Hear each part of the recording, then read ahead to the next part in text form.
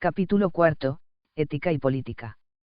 De lo que hemos visto en el capítulo anterior, se desprende claramente la existencia de una relación estrecha y esencial entre la ética y la política, tanto si nos referimos al contenido práctico y existencial de estas, cuanto si nos referimos a la reflexión teórica sobre estos contenidos.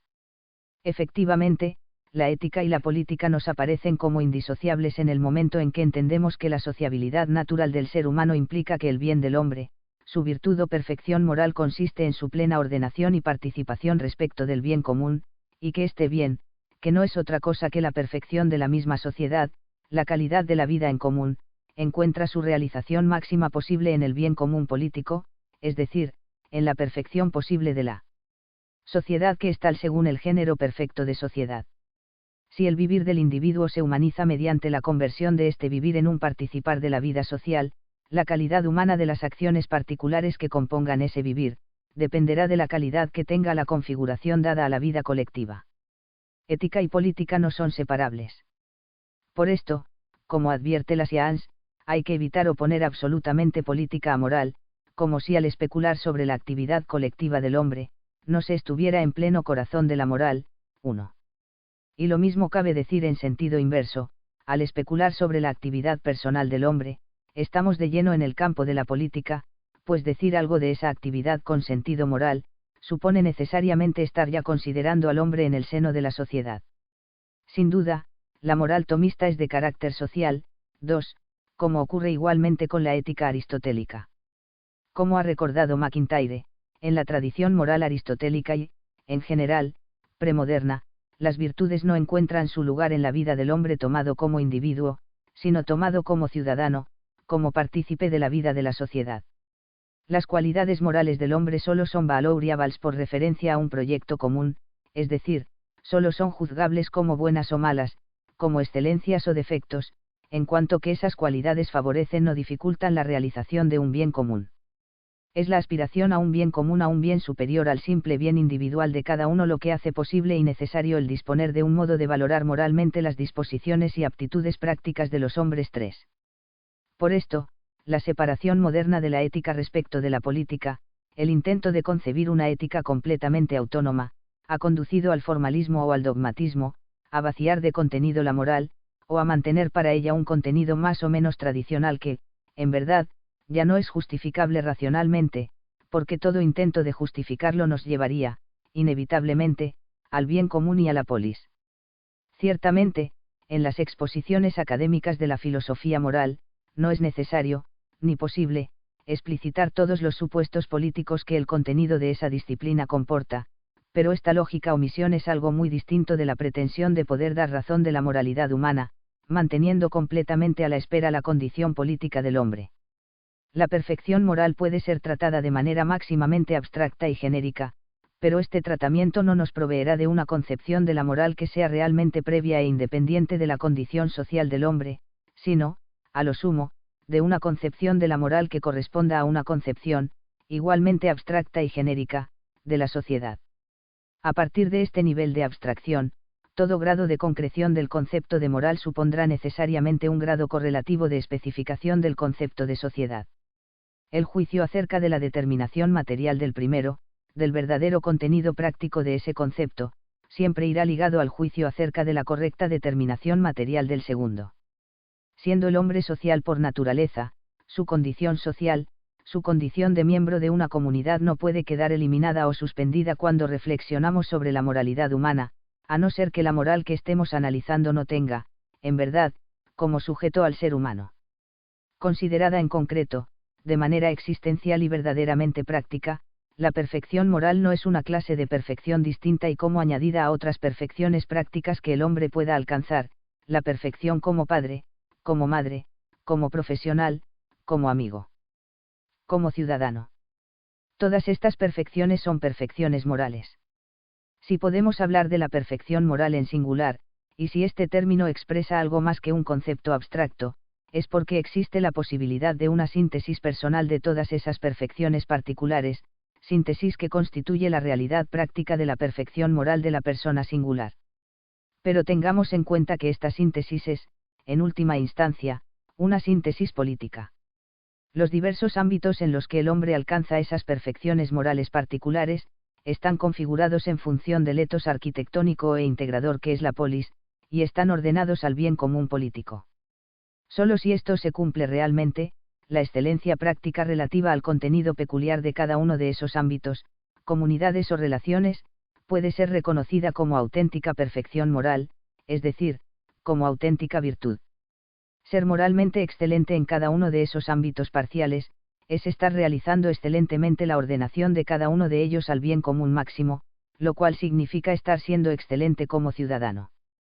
La síntesis personal de las diversas perfecciones morales del sujeto, se realiza prácticamente en la forma de excelencia ciudadana, es decir, en la forma de la perfección moral que le corresponde al hombre en razón de su condición de ciudadano, que es la condición integradora de las demás condiciones o identidades que pueda poseer, por tratarse de la condición que el hombre adquiere en cuanto miembro de la comunidad que es integradora de todas las demás. Solo esta forma de realizar esa síntesis será una forma fundada objetivamente, una forma que toma como criterio una condición humana cuyo carácter integrador no se debe a una mera preferencia subjetiva a favor de esa condición, por encima de otras. La conducta humana es moralmente buena o mala porque, a causa de ella, el hombre deviene conforme o disconforme operativamente con su propia naturaleza, con su propio principio de operaciones 4.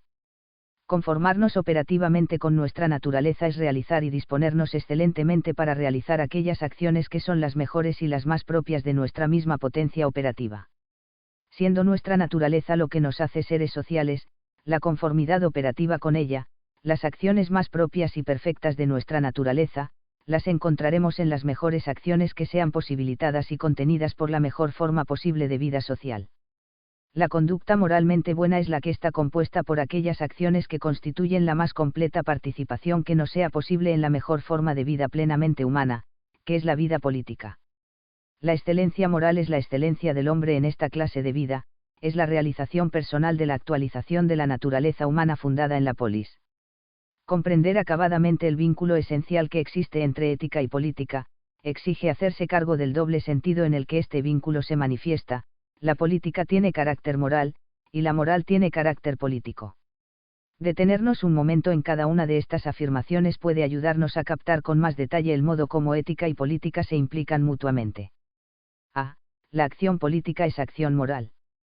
Que la política tiene carácter moral significa que la acción política es esencialmente acción moral.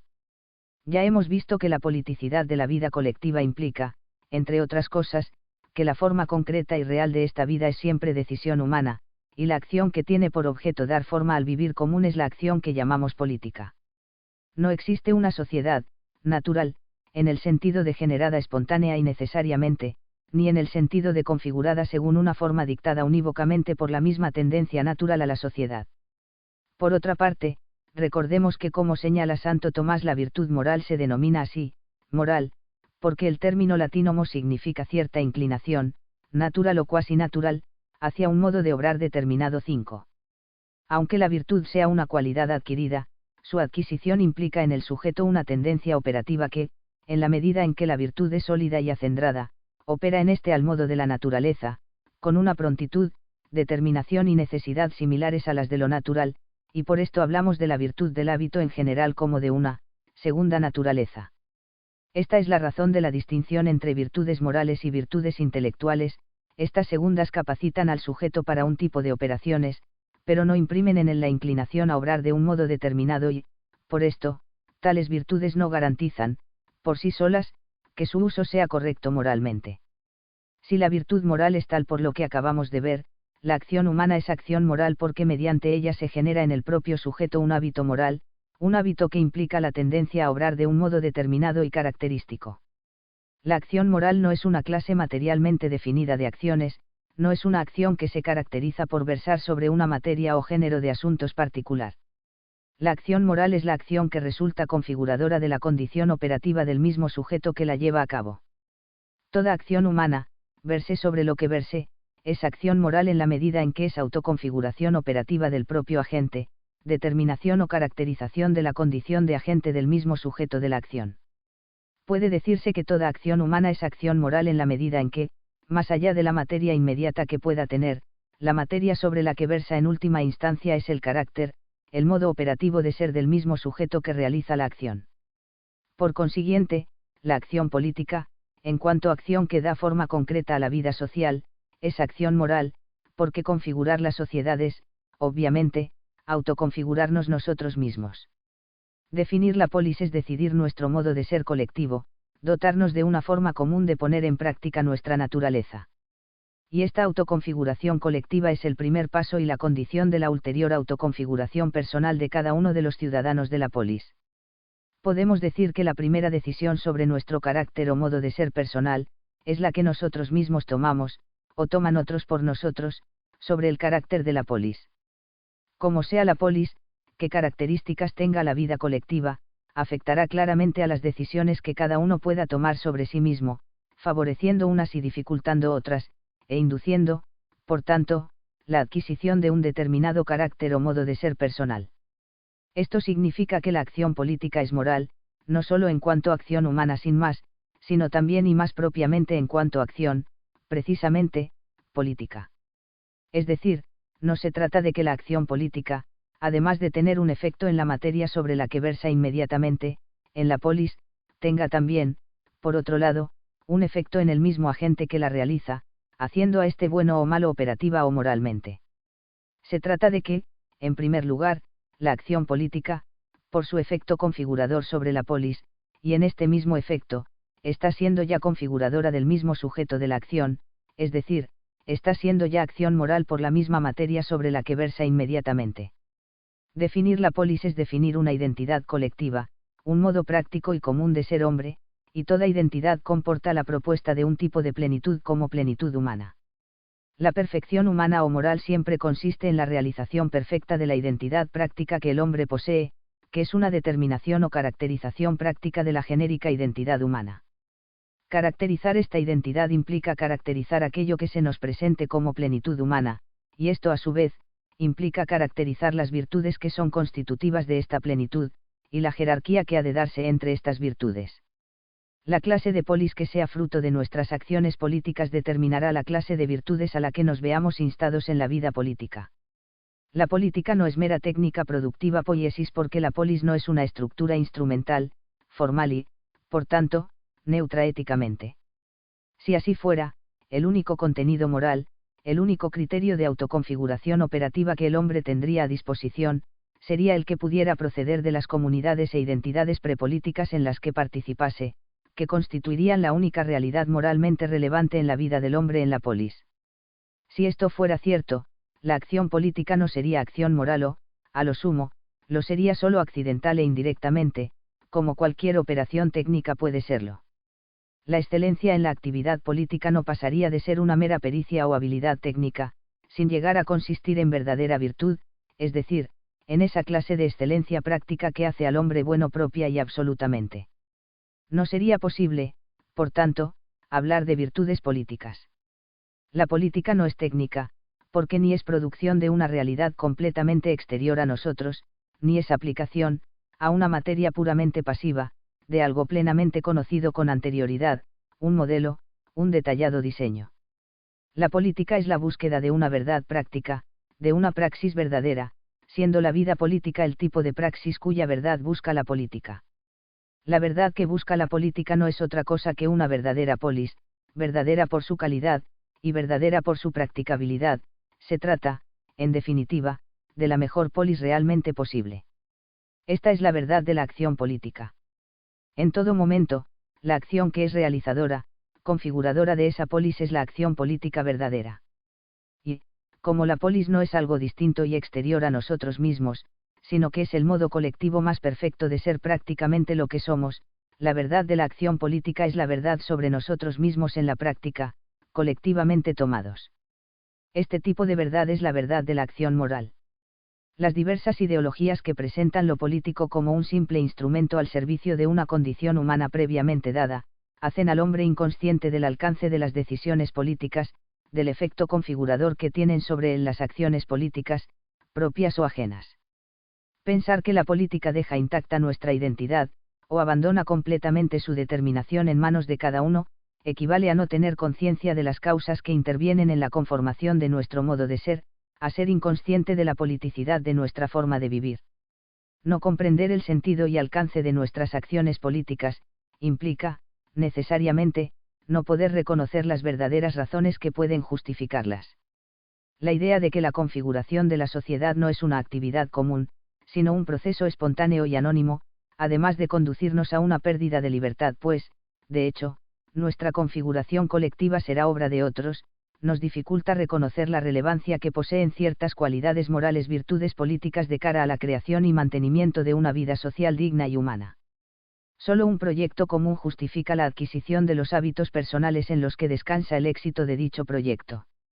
Ya hemos visto que el carácter real de una sociedad es el que reside en el conjunto de sus instituciones.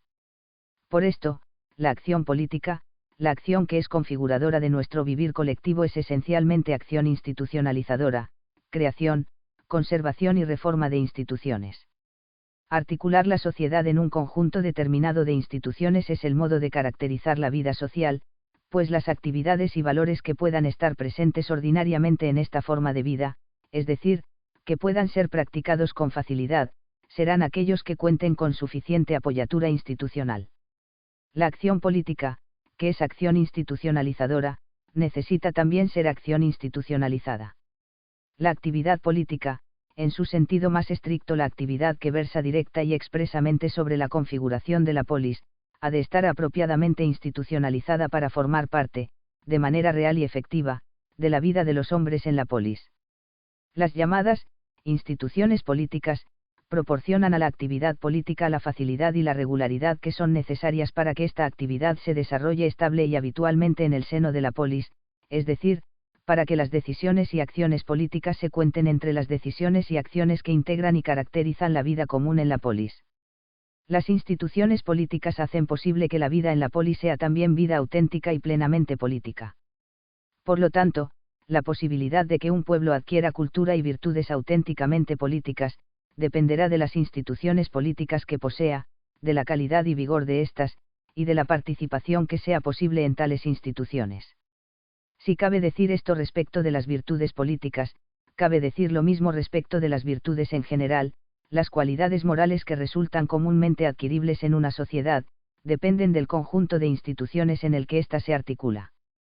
Esto es así porque la virtud que se adquiere es siempre la virtud o excelencia en una praxis real, en una actividad que se practica efectivamente y cuyos actos son reiterables hasta lograr, mediante esta repetición, la excelencia en dicha actividad. Estos requisitos dependen de la accesibilidad y facilidad que la práctica de una actividad obtiene gracias a la institucionalización de ésta. De las instituciones que caracterizan la vida de una sociedad, no solo se desprende que cualidades morales resultan adquiribles por los ciudadanos de manera ordinaria e inducida, sino que también se deriva el contenido concreto, la determinación material de estas cualidades. Que actos singulares sean actos de virtud, que descripción adopte la conducta en la que se expresa y es reconocida la virtud, es algo que depende de la forma concreta que la correspondiente praxis real posee al estar institucionalizada. Es por relación a un contexto práctico definido y formalizado, a un etos conocido y comprendido, como somos capaces de identificar un comportamiento determinado como expresivo de virtud o de falta de virtud. Como acción institucionalizada, la acción política es condición de la virtud política, y, como acción institucionalizadora, la acción política es condición de la virtud en general, de la asequibilidad o posibilidad común de ésta, y del contenido concreto que la caracterice ordinariamente. En todo esto se pone de manifiesto el carácter esencialmente moral de la acción política. B. El carácter político de la perfección moral. Detengámonos ahora en la otra manifestación de la relación existente entre ética y política: la moral tiene carácter político. Todo lo dicho anteriormente acerca del bien común implica ya, sin duda, el carácter político de la moral. La excelencia práctica o moral del hombre consiste en la correcta disposición de este respecto de los mejores y más propios bienes del hombre, que son bienes comunes, y el bien común perfecto y suficiente es el bien común político. Dicho en otros términos, la perfección moral se mide por la clase de acciones que se realizan excelentemente, y las acciones más elevadas y valiosas son aquellas que constituyen la participación más plena en la forma de vida más propia y acabadamente humana, que es la vida política. En este sentido, Santo Tomás afirma que entre las acciones de las virtudes morales sobresalen las políticas y las bélicas, tanto por ser las más honorables, como por referirse al mayor bien, el bien común de la polis. Cuanto más perfecto es el bien al que se refieren las acciones, y cuanto más directamente se refieren a él, más eminentes son las acciones y, en consecuencia, más elevada es la virtud correspondiente a estas. Ya hemos visto que, para Santo Tomás, el hombre no puede ser bueno si no está correctamente ordenado al bien común. Los actos humanos son buenos o malos por ordenarse al bien o al mal de la sociedad. La voluntad del hombre es recta si apetece el bien particular refiriéndolo al bien común como a su fin. Y las virtudes morales perfeccionan al hombre con respecto a la vida civil. Todo esto supone una concepción claramente política de la ética, una concepción de la moral que sitúa en la perfección política del hombre, en la perfección del hombre en la polis y para la polis, el horizonte del progreso moral. Se trata, en definitiva, de la manera de concebir la moral que se deriva de reconocer, en toda su relevancia y radicalidad, el hecho de que el sujeto de esta moral, el hombre, es por naturaleza un ser social y político. Según Santo Tomás, como el hombre es por naturaleza un animal político, las virtudes, por existir en el hombre según la naturaleza de éste, se llaman políticas. 7.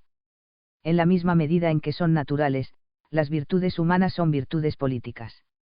Por ser el hombre naturalmente político, lo que le perfecciona con respecto a su naturaleza, le perfecciona con respecto a la polis.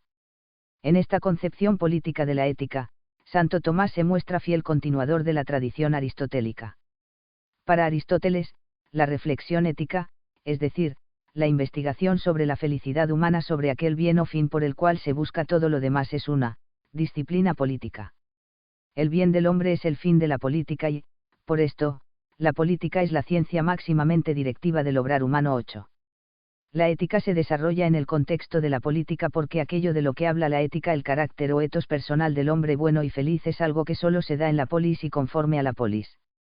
La ética aristotélica es, efectivamente, la ética del ciudadano. La plenitud moral es la excelencia personal en esa clase de vida, verdaderamente digna del ser humano, que es la vida política. La virtud es la excelencia práctica que nos hace idóneos para apetecer y realizar los mejores bienes, y cuanto mejor es un bien, más comunicable o participable es. La virtud es tanto más elevada cuanto más perfecto es el bien común del que somos capaces, del que somos agentes excelentes gracias a la virtud. Como el bien común político es el bien común más amplio y abarcante, la virtud política es la forma más elevada y perfecta de virtud moral. La excelencia ciudadana, la excelencia como miembro de la polis y copartícipe de la realización del bien común de ésta, es la medida más acabada de la perfección moral del hombre.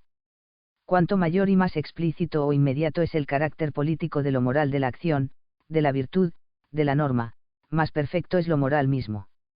Así, la justicia legal y la prudencia política, como hemos visto en el capítulo anterior, por disponer al hombre completa e inmediatamente para el bien común, son las virtudes supremas en sus respectivos géneros. La justicia legal es la más perfecta, y la ordenadora de todas las demás, entre las virtudes morales o perfectivas del apetito.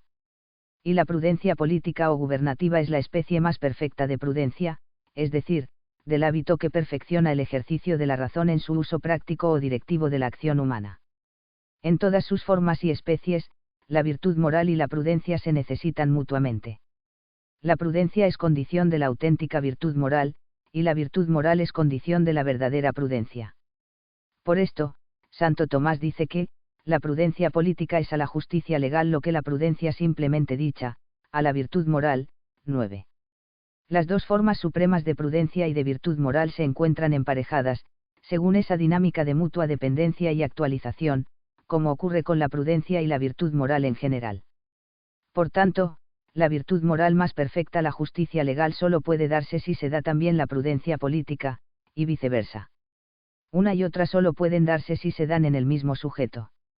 Esto confiere especial interés a la prudencia política, pues es especialmente claro cuál es el sujeto apto para adquirir esta virtud. Efectivamente, el sujeto de la prudencia política es, sin duda, el gobernante político. La prudencia es un hábito que reside en la razón, pues es propio de la razón regir y gobernar, y se tiene prudencia en la medida en que se participa del gobierno. 10. Cabe distinguir, como hace Aristóteles, entre prudencia, economía y política. 11, o cabe hablar, como hace Santo Tomás, de prudencia individual, prudencia doméstica y prudencia política. En cualquier caso, se trata de tres formas de actividad y excelencia gubernativa, cada una de las cuales ordena acciones y cosas a un tipo específico de bien. Ordenar medios afines es lo propio de la razón práctica. Por esto, la prudencia, tomada como género, es decir, como el hábito que perfecciona el ejercicio de la razón práctica en general, se diversifica en función del bien al que ordena los medios. Este fin puede ser el 1Q. Bien individual, el bien doméstico o el bien político. De estas tres especies de prudencia, la más perfecta es la prudencia política, que ordena los medios al fin o bien que es último respecto de los demás bienes prácticos, y esta prudencia solo puede ser alcanzada por aquel que participa del gobierno de la polis 14. Si la prudencia política solo se da en el gobernante político, y si esta clase de prudencia es condición de la auténtica justicia legal, entonces, también esta última solo puede darse en el gobernante político. La virtud perfecta como perfección de la prudencia y perfección de la virtud moral tiene como único sujeto potencial al hombre plena y activamente político. Solo el que participa en el gobierno de la polis está en condiciones, y tiene necesidad, de adquirir la virtud perfecta, la más completa perfección moral. Según Aristóteles, cada uno participa de las virtudes en la medida suficiente para su oficio o actividad. Como mandar y obedecer son diferentes específicamente, la virtud del que gobierna y la del que obedece difieren también en especie, siendo la del primero la que debe ser perfecta 15. El que gobierna es el que puede y debe adquirir la virtud según la especie perfecta de ésta. Si la virtud es aquella cualidad operativa que perfecciona al hombre absolutamente, es decir, que lo hace bueno en cuanto hombre propiamente, la especie perfecta de virtud será la especie o forma que realiza perfectamente lo que la virtud es, y, en consecuencia, el gobernante político será el sujeto que está en condiciones de llegar a ser, estricta y perfectamente, bueno en cuanto hombre. Y, como la virtud en general consiste en la correcta disposición de un ser para su operación propia, hemos de concluir que la actividad del gobernante político es la forma perfecta de la operación propia del ser humano. El gobierno de la polis es la actividad que permite participar de la virtud en la medida perfecta, y es la actividad para la cual hace bueno al hombre, le dispone excelentemente la virtud perfecta. Ser excelente como gobernante político equivale, sin restricción alguna, a ser excelente como hombre. Esta es la conclusión a la que llega Aristóteles y recoge Santo Tomás en su conocida discusión acerca de si la virtud que hace bueno al ciudadano es la misma o no que la virtud que hace bueno al hombre 16. Según Aristóteles, la virtud del buen ciudadano no es la misma que la virtud del hombre bueno, porque no todos los ciudadanos son gobernantes. Conviene destacar cuál es la razón de esa diferencia, porque esta razón no es como podría esperarse a primera vista que ser buen ciudadano no es condición para ser buen hombre, o que ser buen hombre es un asunto independiente de la pertenencia y ordenación del hombre a la polis. Si la razón de que esas dos virtudes no se identifiquen es que no todos los ciudadanos participan en el gobierno político, es decir, que se puede ser ciudadano sin ser gobernante, esto es así porque en el ciudadano que sí es gobernante, y solo en este, la virtud del buen ciudadano y la del hombre bueno sí se identifican. Efectivamente, esta es la conclusión de Aristóteles, la virtud del ciudadano que gobierna es la misma que la virtud del hombre bueno 17, y la preparación, educación y costumbres que hacen a un hombre bueno, son las mismas que lo hacen un gobernante bueno 18. Si la virtud que hace bueno al hombre se diferencia de la virtud del ciudadano en general, no es porque aquella sea una virtud independiente de la condición ciudadana, sino porque se trata de la virtud que solo puede alcanzar el que posee esta condición de manera íntegra y plenamente activa, el gobernante político. Así es como Santo Tomás entiende la postura de Aristóteles sobre esta cuestión, y es entendida en estos términos como la hace propia. Comentando lo que dice Aristóteles, Santo Tomás traza la siguiente explicación: no es la misma la virtud del que gobierna y la del que es gobernado, como el gobernado es también ciudadano, la virtud del gobernante no es idéntica a la del ciudadano, la virtud del ciudadano no es absolutamente la misma que la del hombre bueno, pero la del hombre bueno sí es la misma que la de algún ciudadano.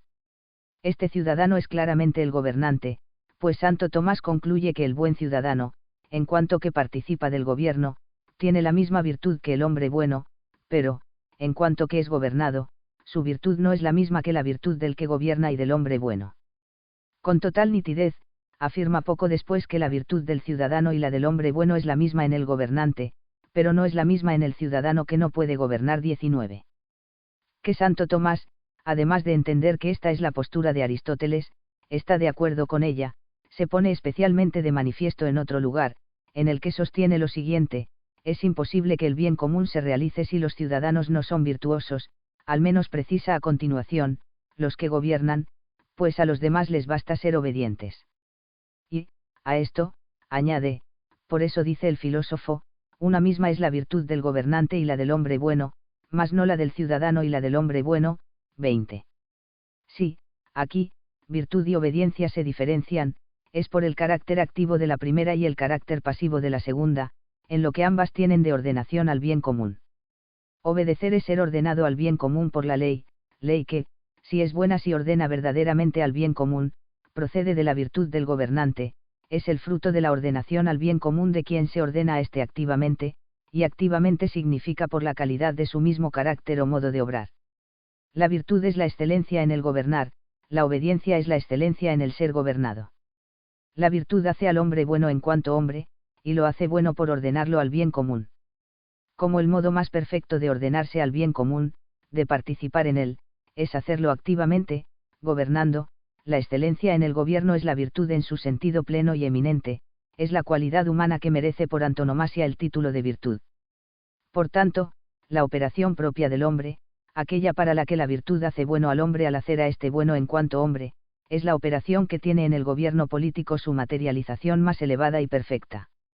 Con todo esto, queda explicitado lo que significa afirmar que la política tiene carácter moral y que la moral tiene carácter político. Hacerse cargo de lo uno y de lo otro, es decir, hacerse cargo de la esencial vinculación entre ética y política, comporta cobrar plena conciencia de lo lejos que puede estar de la realidad la idea de un orden político neutral, no perfeccionista y procedimental, y del efecto desmoralizante que puede tener sobre el hombre el dar crédito a semejante idea. C. Privatismo, emotivismo, hedonismo. Ciertamente, si la polis se concibe como algo puramente instrumental y formal, la acción política no puede ser reconocida como acción moral, pues configurar esa exterioridad instrumental que sería la polis, no puede consistir, eo ipso, en la acción de autoconfigurarse. Y, por esto mismo, tampoco es posible reconocer a la moral carácter político, pues concebida así la polis no constituye un nuevo fin, un bien o modo de vida superior, hacia el que nos insta y dirige todo lo perteneciente a la moral. La participación política, la participación en la acción y en la vida plenamente políticas, no se presenta como condición para alcanzar un modo de ser mejor, para adquirir auténticas y más perfectas virtudes. No caben razones morales para la participación política, solo caben razones meramente estratégicas e instrumentales. Es posible hablar de una ética política, significando con esta expresión el contenido moral, criterios, exigencias, hábitos.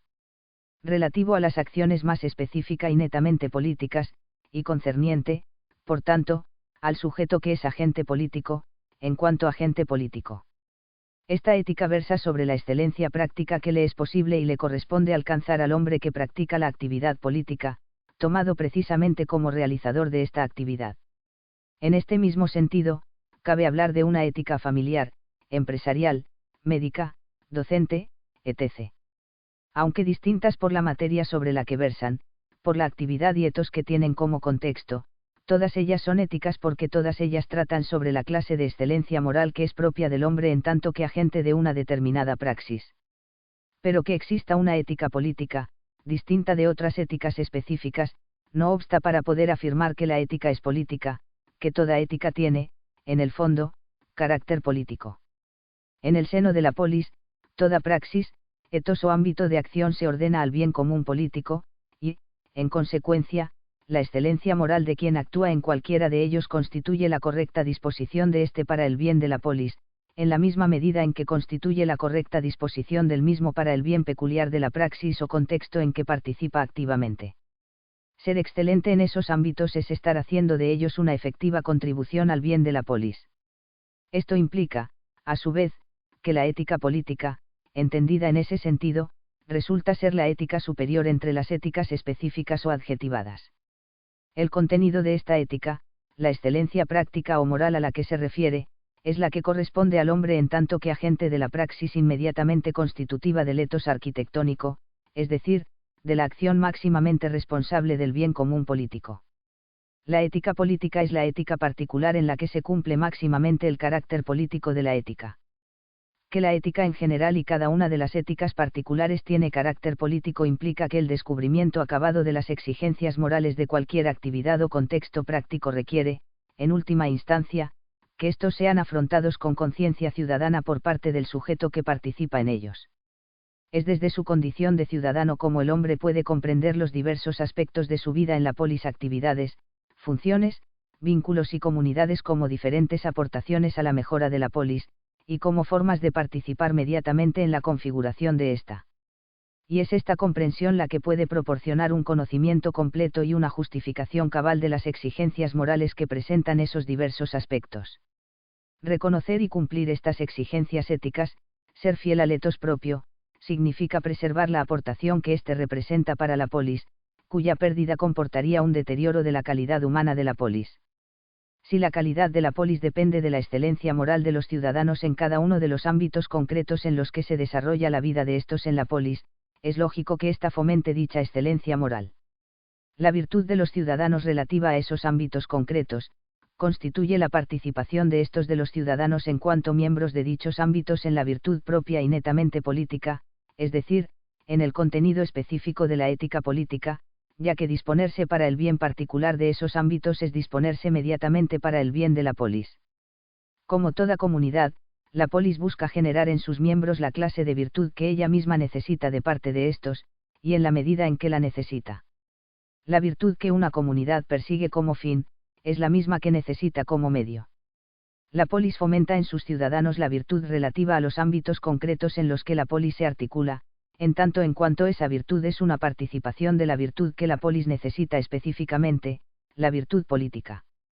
Por esto, pensar que la polis es solo un orden formal, moralmente neutro y que no opera perfeccionistamente, es decir, que no fomenta la virtud o perfección moral de los ciudadanos, equivale a sostener la idea de que la polis no necesita para su estabilidad y mejora la virtud de sus ciudadanos, de que la virtud de estos es irrelevante políticamente porque la polis es una organización cuyas estructuras tienen precisamente el objetivo de eludir la necesidad de que los ciudadanos sean virtuosos. Esta imagen de la polis comporta un mensaje moral claramente negativo. Cuando el orden político no constituye una apoyatura institucional de la virtud, cuando no es percibido como un motivo para la mejora moral, toda la moralidad de los ciudadanos acaba resintiéndose. Efectivamente, la disociación entre ética y política, que ese concepto de polis implica, solo puede tener un efecto disolvente sobre la misma moral, el efecto de minar sus bases, de estrechar progresivamente el campo de su vigencia y de sus recursos, hasta llegar quizá al completo estrangulamiento de éste. La polis deja de promover la virtud en la misma medida en que la virtud deja de promover la polis. El desentendimiento de la moral por parte de la política, es indisociable del desentendimiento de la política por parte de la moral. Si la política carece de carácter moral, si no es una actividad mediante la cual nos hacemos a nosotros mismos y a los demás mejores en cuanto hombres, la moral no puede tener carácter político, ser mejores humanamente no puede consistir en ser mejores políticamente. Si no hay razones morales para participar en la polis, tampoco hay razones políticas para participar en la virtud, para promoverla en uno mismo y en los demás. En otras palabras, la disociación entre ética y política produce apatía cívica, absentismo político, en la misma medida en que ocasiona también la privatización de la moral. La apatía cívica, la pérdida de conciencia y responsabilidad ciudadana, resulta fomentada cuando la búsqueda de la perfección moral es entendida como una empresa que nada tiene que ver con la actividad política y con nuestra excelencia en esta actividad. Una ética desvinculada de la política, una ética que no nos proporciona razones morales para la participación política, constituye una invitación a desentendernos del bien común de la polis, a ausentarnos de la escena pública y a eludir el compromiso político, viendo en esto, incluso, una forma de preservar nuestra pureza moral. Así, se potencia, moralmente, el conformismo social, la resignación fatalista ante los cambios políticos, que constituye la actitud más favorable, el clima moral más propicio para el advenimiento de cualquier forma de despotismo o totalitarismo. Esto supone, a la vez, privatizar la moral. Si la polis, por ser indiferente hacia nuestra virtud, no representa un motivo para adquirir esta, es decir, si carecemos de razones políticas para procurar la perfección moral propia y ajena, entonces, las razones para esta tarea tendrán que proceder, exclusivamente, de ámbitos privados, de contextos más reducidos y cercanos. Estos pasan a constituir el único campo con significación y relevancia moral, el horizonte entero de nuestro esfuerzo por hacernos moralmente mejores. Ser buenos moralmente es solo ser buenos en estos ámbitos y de cara al bien que se realiza en estos ámbitos. La actuación política no pasa de ser la actuación en una esfera de asuntos meramente formales e instrumentales, donde solo cuentan cálculos estratégicos, y en la que no queda comprometida en absoluto nuestra moralidad. Si la moral no nos insta a buscar nuestra excelencia política, es porque la política no es el terreno ni la condición de ninguna clase de excelencia moral. Si no hay razones morales para la participación política, tampoco la realidad efectiva de esta, la actuación política puede estar regida por razones morales. Pero el verdadero problema que comporta la privatización de la moral no es solo la desmoralización de lo político. El verdadero problema es la erosión de los fundamentos de la misma moral y el agostamiento de las fuentes que alimentan su vitalidad. Privatizar la moral equivale a iniciar el proceso de su progresiva subjetivización, un proceso que es difícil detener mientras la polis no vuelva a constituir el horizonte de la moral. ¿Qué ámbitos, y según qué jerarquía entre ellos, se nos presenten como dotados de relevancia moral, como motivos de nuestro progreso en la virtud, es una cuestión que se hace completamente subjetiva cuando, a pesar de tratarse de ámbitos internos a la polis, estos son seleccionados como ámbitos dotados de densidad e importancia moral al margen de su referencia y ordenación a la polis. Si esta ordenación no es tenida en cuenta, la razón de esa selección no es otra que la cercanía, la inmediatez que caracteriza a esos ámbitos frente a otros posibles y, más aún, frente a la polis misma. Son morales aquellos ámbitos que nos resultan cercanos, cotidianos y entrañables, y lo son por resultarnos así y en la medida en que así nos resultan. Pero, en el fondo, la razón de que estas características actúen como criterio de la relevancia moral de un ámbito de nuestra vida, no es otra que la fuerza emotiva que la proximidad trae consigo. Seleccionar lo cercano es seleccionar lo que contiene una fuerte carga afectiva, lo que es capaz de despertar en nosotros una respuesta sentimental vigorosa. Al final, en qué ámbito o ámbitos de nuestra vida se sitúe la razón y la materia de la moral, se convierte en una cuestión que depende de una apreciación subjetiva, de carácter completamente emocional, una cuestión que depende de cuál sea nuestra vivencia emotiva y, en cuanto tal, cambiante de un determinado ámbito vital. Una vez privatizada la moral respecto de la polis, el repliegue subjetivista de la moral ya no es posible detenerlo en el contorno de un ámbito determinado, que pudiera servirle de base objetiva, pues frente a cualquier ámbito siempre puede surgir en el sujeto la vivencia de algo distinto como más cercano aún, como más íntimo y entrañable, de algo dotado, por tanto, de mayor carga emotiva. La privatización de la moral nos conduce en último extremo a una moral intimista, en la que no cabe otra fuente de criterio moral que el yo y sus emociones. Privatizar la moral equivale a asestar un golpe mortal a su racionalidad, que, en adelante, no hará sino agonizar lentamente. Esta deriva intimista y emotivista de la moral es, precisamente, lo que autores como MacIntyre, Taylor y Sennett han criticado de la filosofía y de la sociedad modernas 21. Según Sennett, el progresivo declive de la condición pública y ciudadana del hombre ha convertido a nuestra sociedad en una sociedad intimista, en la que lo valioso y decisivo del ser humano, su identidad, su autenticidad y su categoría moral, es situado siempre o, al menos, principalmente en el recinto de la intimidad. Para el hombre de esta sociedad, entenderse a sí mismo, buscar criterio para su existencia, consiste en curvarse sobre sí mismo, en examinar afanosamente lo más recóndito de su subjetividad, donde, en realidad, solo puede encontrar reacciones y estados afectivos. Existe una especie de obsesión psicologista, una atención constante y meticulosa a las experiencias interiores, a los sentimientos, a los cuales se otorga una importancia capital. La decadencia del yo cívico, ha dado lugar a la emergencia del yo emotivo, y mientras para el primero la vida consistía en actuar, en la plaza pública, en desenvolverse en un mundo compartido, de mediaciones y significados intersubjetivos, para el segundo, la vida y la acción solo pueden ser pura expresión de lo interno, de lo subjetivo. Para Taylor, la primera de las así denominadas por él, formas de malestar, que afligen al mundo actual, es la pérdida de significación que han sufrido las cosas y el mismo sujeto humano, el yo, a causa de la disolución de los horizontes morales, de los contextos u órdenes vitales en los que tanto las cosas como el yo, al recibir un lugar o posición, cobraban sentido moral.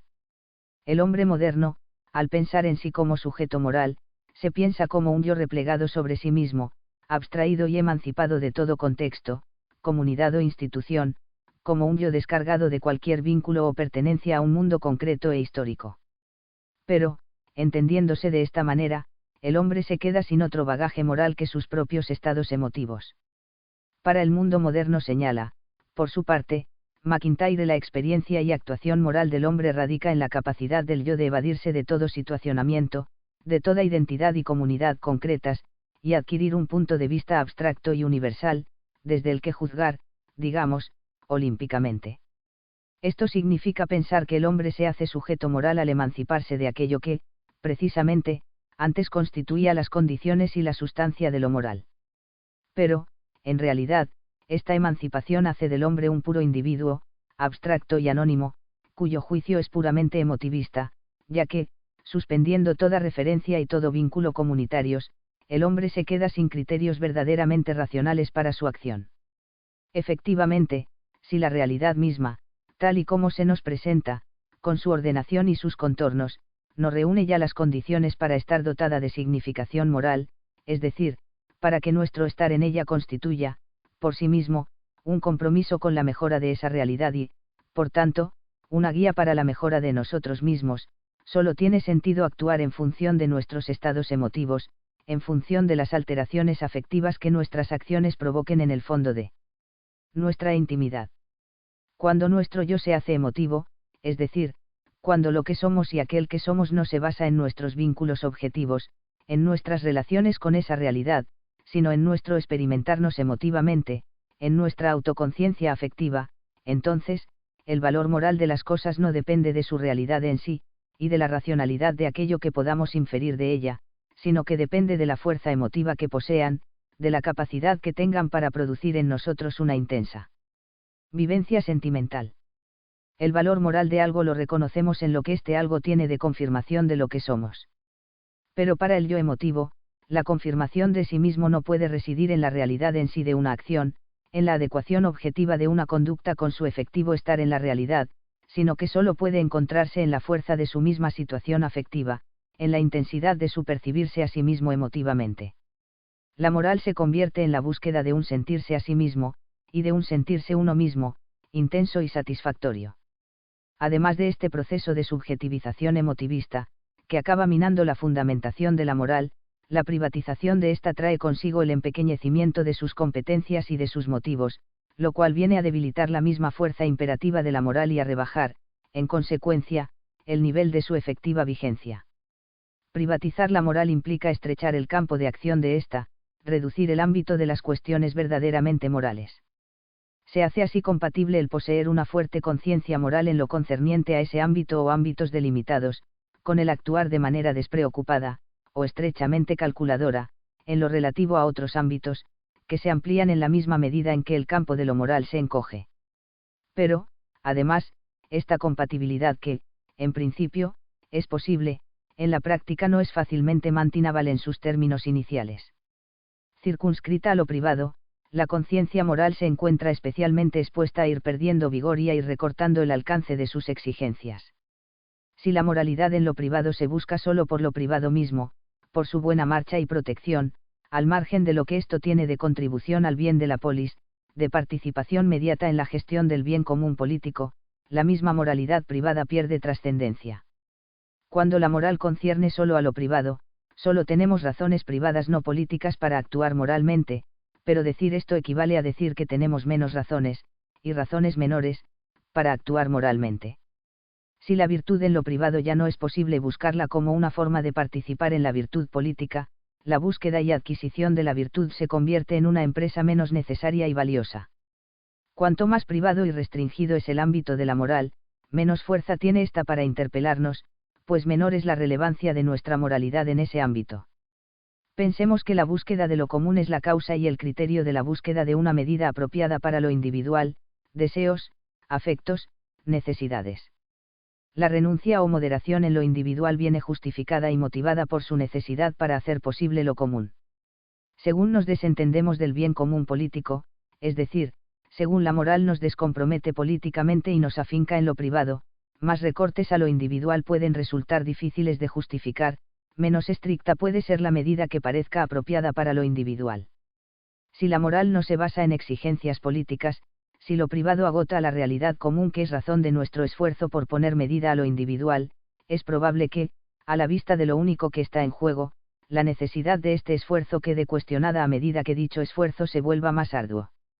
Ante las reclamaciones de algo tan restringido, es fácil que las reivindicaciones de lo más privado e inmediato aún, de los propios apetitos y afectos, se erijan como legítimas y merecedoras de atención, máxime cuando la categoría moral de ese ámbito comunitario se debe, en último extremo, a una estimación sentimental. En definitiva, la privatización de la moral allana el camino hacia un planteamiento vital cada vez más materialista y hedonista. La renuncia a posibilidades de goce inmediato, a elecciones fáciles y placenteras, tiene sentido como condición para hacerse sujeto idóneo de cara a la realización de bienes mejores, que no son ni instantáneos ni individuales, y que exigen la capacidad de participar responsable y sostenidamente en alguna forma de cooperación. Cuanta menos relevancia común tengan los bienes que dependan de nuestras disposiciones morales y, por tanto, de la orientación que guíe habitualmente a nuestras elecciones, menos razones y ocasiones tendremos para atemperar el ejercicio de nuestra libertad. Una moral sin motivación política, que desvincula nuestra calidad moral de la realización del bien común de la polis, acaba encapsulando la vida moral en lo privado, permitiendo así que las posibilidades de elección se multipliquen, en la misma medida en que se trivializan. La descarga de responsabilidades políticas, que una moral privatizada proporciona al hombre, es una liberación, que hace de la vida humana una vida cada vez más individualista, banal y ramplona, completamente disponible para lo privado y solo para lo privado, y cuyo tono moral decae fácilmente a causa de su misma falta de trascendencia, haciéndose así, poco a poco, más materialista y hedonista. Cuanto más privatizada resulta la vida del hombre, menos campo de acción queda a la libertad de éste que no sea el de la satisfacción de los apetitos individuales. Esta relación entre privatismo y decadencia moral, entre inhibición política y afán de bienestar material, ya fue percibida por Alexis de Tocqueville, que llamó la atención sobre ella en sus obras La democracia en América y el antiguo régimen y la revolución. En el mismo sentido, se han pronunciado más recientemente otros pensadores, como Erant, Pangle, Geater o Glendam 22. Todos ellos vienen a señalar que el desentendimiento respecto de lo político, el repliegue del hombre sobre lo privado, empequeñece el espíritu de éste y rebaja sus aspiraciones y sus expectativas de excelencia moral. La vida humana se hace menos ciudadana y más individualista, y más centrada, por tanto, en la defensa celosa de los propios derechos y de las propias posibilidades de disfrute material. En buena medida, esto es lo que caracteriza a las sociedades liberales y económicamente desarrolladas de nuestros días. El ciudadano recibe gustoso el mensaje de que su moral es un asunto privado, de que, desde el punto de vista moral, puede desentenderse de la suerte común de la polis, porque ni ésta depende de su perfección moral, ni su perfección moral depende de su compromiso con la polis. Contradiciendo su condición de ciudadano, el hombre aspira a verse liberado de responsabilidades cívicas, para disponer de mayor libertad y de más oportunidades en lo privado, es decir, para poder disfrutar, individualista y despreocupadamente, de una libertad trivial. Renuncia a la participación política, con tal de recibir, como contrapartida, más derechos, entendidos como individuales, y más amplias garantías para estos derechos. Es cierto que, en la sociedad actual, la influencia del ciudadano en lo público es menos perceptible para él que su independencia en lo privado. Sin embargo, no deja de ser significativo que, ante esta dificultad, lo que se hace no es ampliar las formas de participación, articulando esta real y conceptualmente en prácticas más cercanas a cada uno, en las que la participación puede hacerse reconocible y significativa. Lo que se hace es renunciar a ella, con la condición de que el Estado nos compense con más ventajas materiales y descargando de responsabilidad política más ámbitos de nuestra vida, es decir, privando a estos ámbitos del sentido de participación política que podrían tener. De esta manera, se entra en una dinámica circular, de la que es difícil salir. Porque, como afirma Hannah Arendt, cuando ante una participación política devaluada las cuestiones de bienestar privado se hacen predominantes, la política se convierte en administración, en burocracia asistencial, y el ideal democrático de participación es sustituido por el de una eficaz recepción de satisfacciones privadas. El desinterés político y la avidez de disfrute material se alimentan recíprocamente. Como ha señalado Glendan, la prioridad otorgada a la felicidad individual ha conducido a poner el énfasis en la autonomía del individuo, y a olvidar los ideales de la participación ciudadana y del servicio a la comunidad. 23. Ser ciudadano acaba consistiendo en ser, por una parte, un escrupuloso contribuyente y, por otra, un voraz consumidor. Estas dos caras del ciudadano no solo son compatibles, sino que se implican mutuamente. Por un lado, el ciudadano no ve en los impuestos que paga una manifestación de su responsabilidad y participación políticas, sino que ve, más bien, el precio de la despreocupación política y del individualismo a los que, legítimamente, puede entregarse después. Y, por otro lado, sus costumbres consumistas no le hacen, en rigor, más tardo y torpe, no empeoran perceptiblemente su disposición para atender las pocas y mediocres responsabilidades comunes que le quedan. En realidad, la minoría de edad en que le mantiene el Estado abastecedor, casi no permite otro campo para la iniciativa del ciudadano que el campo, cada vez más amplio, del consumo. La administración estatal crece a medida que el individualismo lleva a abandonar en esta más responsabilidades ciudadanas, y a reclamar de ella mayores posibilidades de bienestar. Y el individualismo aumenta a medida que, efectivamente, la burocracia del Estado acapara esas responsabilidades y satisface esas reclamaciones. El ciudadano deja hacer al Estado mientras éste siga posibilitando su dorada privacidad. En la sociedad actual, la administración estatal tiende a convertirse en una gigantesca maquinaria, dominadora y protectora, bajo la cual los hombres llevan una existencia atomizada, mansa y materialmente abundante, que es, por ello mismo, intrascendente y progresivamente amoral. Se trata, efectivamente, de esa nueva forma de servidumbre, metódica, dulce y apacible, acompañada de debilitamiento moral, que ya vislumbró Tocqueville. 1 Louis Lassians, OPSIAT, p. 422. 2 Louis Lassians, OPSIAT, p. 432. 3 Alasdair MacIntyre, OPSIAT, pp. 190 a 192. 4 Antonio Millán Puelles, La libre afirmación de nuestro ser, Rialp, Madrid, 1994, p. 36. 5 Santo Tomás de Aquino, STH, y 2, Q58, A1C. 6 Santo Tomás de Aquino, INEXETIC, N 2102. 7 Santo Tomás de Aquino, STH, y 2, Q61, A5C. 8 Aristóteles, Ética Nicómaco 1049b11 y 1102 a 12, Retórica, 1356 a 26. 9 Santo Tomás de Aquino, STH, 22, Q47, A1, Ad1. 10 Santo Tomás de Aquino, STH, 22, Q47, A12C. 11 Aristóteles, Ética Nicómaco, 1141b30. 12 Santo Tomás de Aquino, Invietic, N 1201. 13 Santo Tomás de Aquino, STH, 22, Q47, A11C. 14 Santo Tomás de Aquino, STH, 22, Q47, A11, Ad3, Q50, A1C y A2, Ad1. 15 Aristóteles, Política, 1259b30 a 1260 a 15. 16 Aristóteles, Política, 1276b15 a 1278b5, principalmente. 17 Aristóteles, Política, 1277 a 20, 1333 a 10. 18 Aristóteles, Política, 1288b1. 19 Santo Tomás de Aquino, Intres Polit, en 365 a 375 y 383. 20 Santo Tomás de Aquino, STH, y 2, Q92, A1, Ad3. 21 Alasdair MacIntyre, Tras la virtud, Crítica, Barcelona, 2001, Charles Taylor, La ética de la autenticidad, Pay 2, Barcelona, 1994, Richard Sennett, The Fall of Public Man, Cambridge University Press, Cambridge, 1976.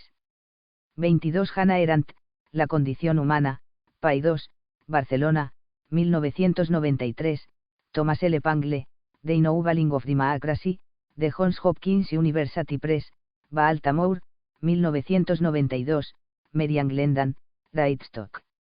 The Empowerment of Political Discourse, The Free Press, New York, 1991, Derek Jeter, Citizenship, The Civic Ideal in World History, Politics and Education, Longman, London, 1990.